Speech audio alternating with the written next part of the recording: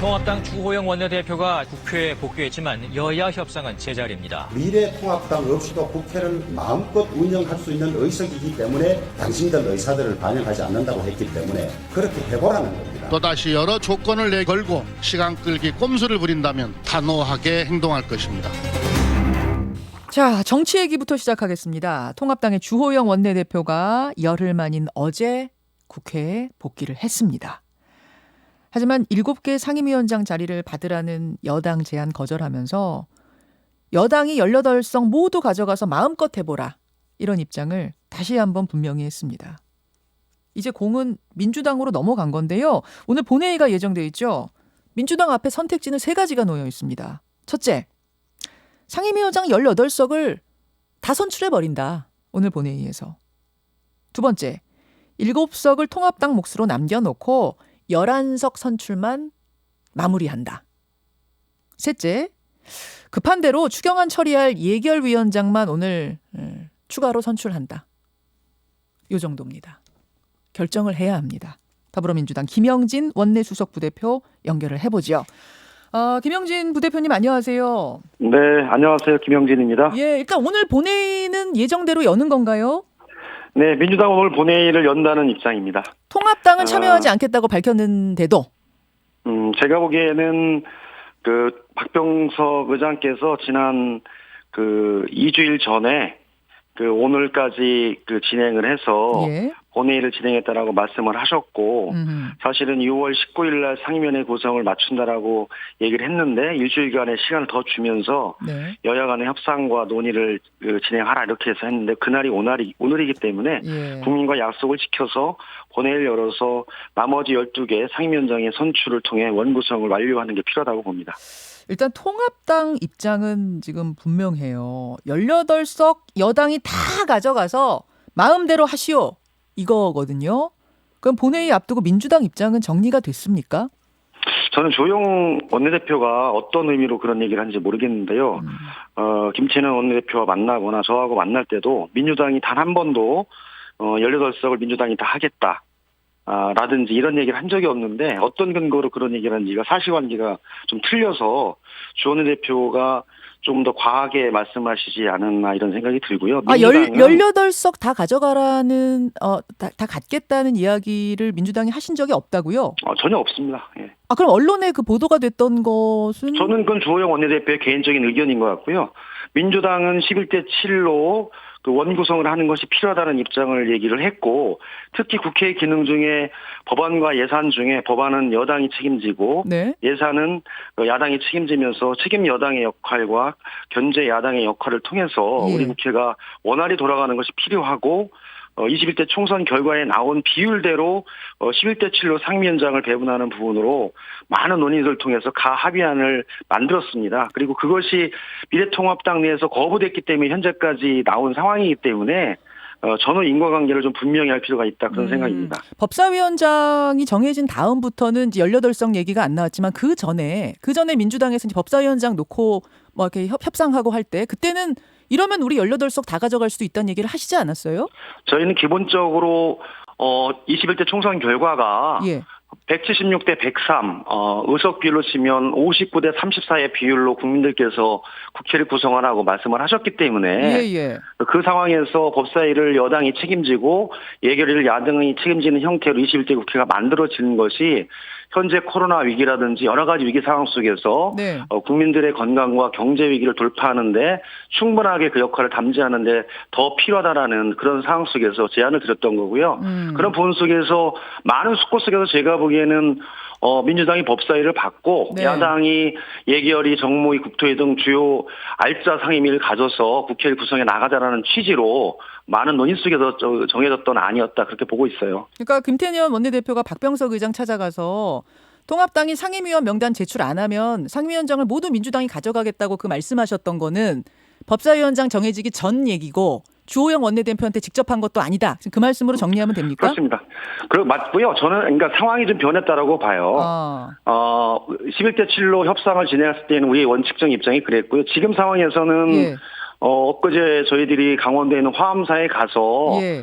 정말 그 현재 국민 그 어려운 상황인 3차 추경 처리를 위해서라도 예결위는 먼저 열어서 진행하자라는 취지에 공감을 했고 꼼꼼히 국회에 와서 살펴보겠다라고 얘기했던 부분들은 원 구성을 최소한 예결위는 열겠다라고 하는 취지로 받아들였고 그러면은 어제까지는 상임위원 명단을 제출하는 게 맞는데 사실은 미래통합당의 조영 대표와 당에서 그럴 의사가 없음이 밝혀졌기 때문에 더 이상 국회 원 구성을 미룰 수는 없다. 그래서 오늘 2시에 네. 뭐 예결이든 나머지 12개든 모두 다 하든 모든 가능성을 열어놓고 원구성을 마무리하겠다는 입장입니다.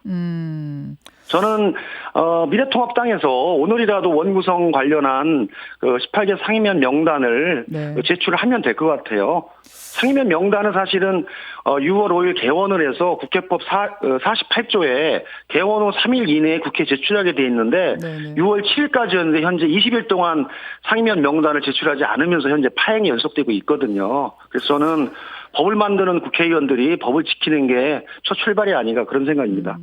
그러면은 뭐 이제 법사위원장 뽑히기 전에 얘기든 후에는 안 했든 간에 18석 더 가져가겠다는 얘기를 하긴 하셨으니 다 가져가서 마음대로 하시오라는 통합당의 입장에 대해서는 일단 민주당은 그럴 생각은 없다라는 게 지금까지 입장이군요. 어제까지 입장이라고 봅니다. 어제까지 입장? 네, 그렇습니다. 제가 왜냐면 그 조영 원내대표께서 국회 원구성 협상은 국민들이 여야에게 뽑아준 의석수에 비례해서 국회를 구성하라는 것에 그 위임된 권력 범위 내에서 사실은 원 구성을 협상을 하는 것이지 조영 원내대표 개인의 의사나 김태년 원내대표 개인의 의사에 따라서 원 구성을 하는 건 아닙니다. 저는 그 제안 자체가 조영 원내대표의 월권과 과도한 제안이다 그런 생각이라서 합리적인 선택을 오늘까지 해주시는 게 필요하다. 그렇지 않으면 나머지 12개 상임위원장 선출을 더 이상 미룰 수 없는 상황이다라는 게 민주당의 입장이고 어제 박병석 의장께 그런 의사를 전달했습니다. 18개 오늘 다 뽑을 수도 있다. 네네. 말씀. 지금 물밑 대화는 되고 있는 거예요? 아니면 물밑 대화 없습니까? 아니, 뭐 제가 수석부 대표니까 야당의 수석부 대표와 여러 차례 만나기도 하고 통화하기도 하는데요.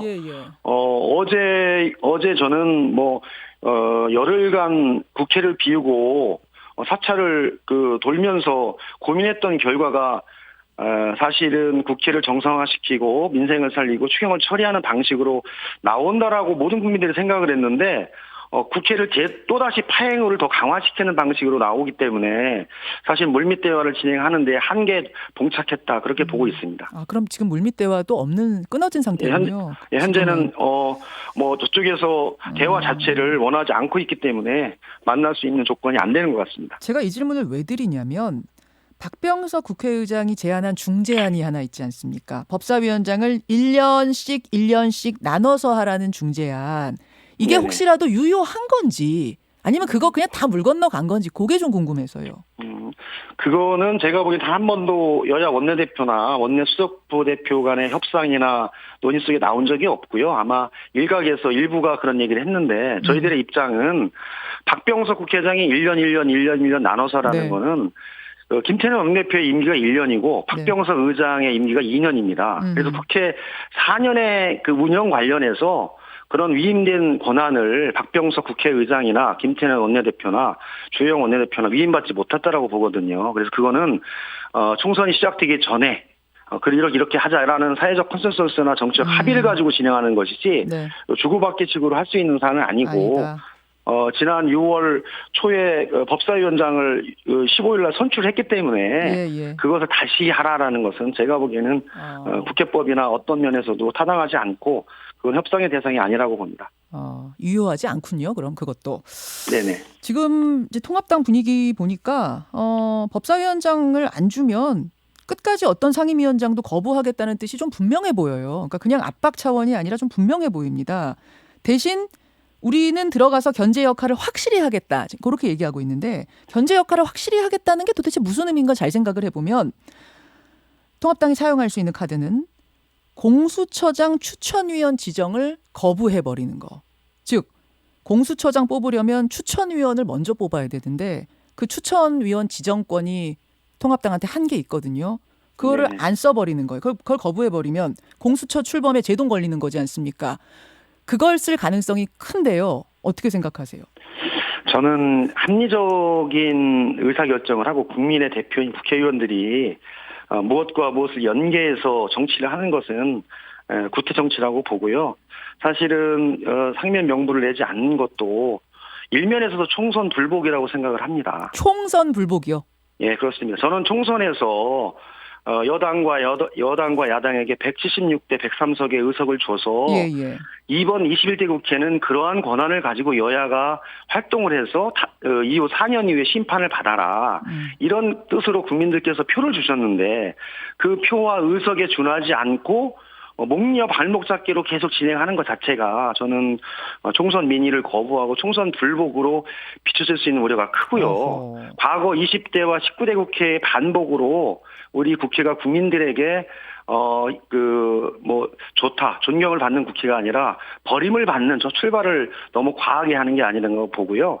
공수처 관련해서는 제가 보기에는 공수처법 자체가 법무부 장관 등 당연직이 3명, 여당이 2명, 야당이 2명에서 7명으로 구성이 되는데 그 차원에서 저는 합리적으로 선택을 하고 공수처를 야당이 반대할 이유가 하나도 없을 것 같아요. 왜냐하면 검찰, 법원 모든 부분들은 사실은 여당과 함께 입법, 사법, 행정을 같이 일어나가는 속에서 훨씬 여당에 가까우면 가까웠지 야당에 가까운 건 아니잖아요. 그러면 야당이 굳이 공수처를 반대하는 이유가 하등의 이유가 없는 상황에서 거부한다는 것은 저는 꿈에도 생각해보지 않았습니다. 자, 이제 공수처 문제로 또 찬반 논란을 하자면 아마 통합당 의원도 여기 나오셔가지고 한참을 또 해야 될 것 같아서 일단 그 부분을 더 깊게 들어가진 않을 거고요. 민주당 생각이 그러한데 그러면 통합당이 기한 내에 추천을 안 하면 추천위원 지정권을 안 쓰면 그러면 국회의장이 추천을 할 수 있도록 하는 그 권한을 줄 것인가. 백혜련 의원이 대표 발의를 했는데요. 실제로 추진을 하실 생각입니까?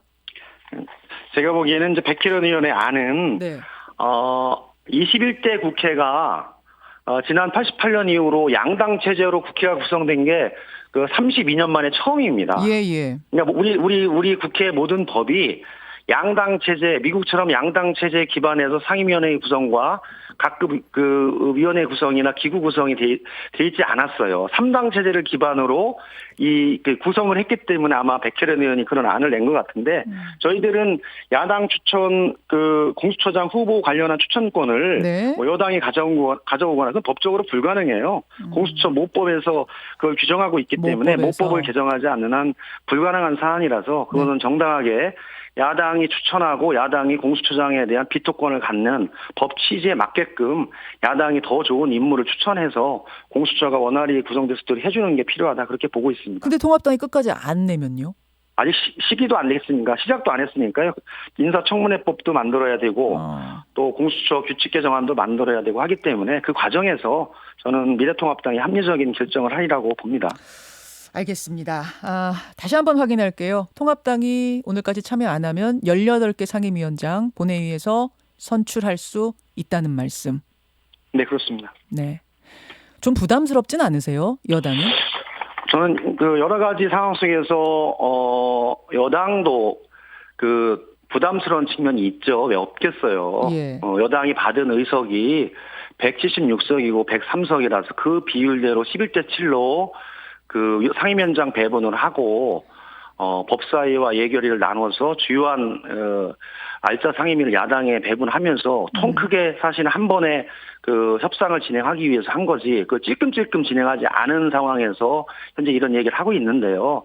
저는 국회 자체가 이렇게 각 개인의 그런 의지로 운영되는 것 자체가 타당하지 않다고 보고요. 저는 오늘 12시까지 상임위원 명부를 제출해서 국회가 원만하게 구성이 돼서 정말 필요한 3차 추경을 통과시켜서 어려운 민생에 답을 주는 국회가 되기를 기원하고 있고요. 마지노선은 12시입니까? 마지막까지 12시? 최선을 다할 예정입니다. 여기까지 말씀 듣죠. 고맙습니다. 네, 고맙습니다.